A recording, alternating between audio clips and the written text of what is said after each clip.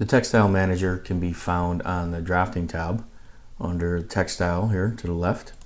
And what the textile manager allows you to do is come in and set up specific textiles based on the font and the style and the size and what effects you want, whether you want white out or not. You can see when you import a CAD file, it brings in all of the textiles from that CAD file.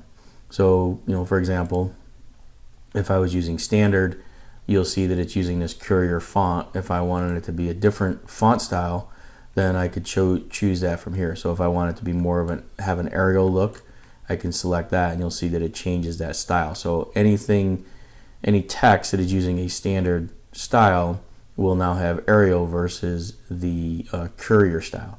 And you can change the justification in the font style and the ground units as well, and even set up the height.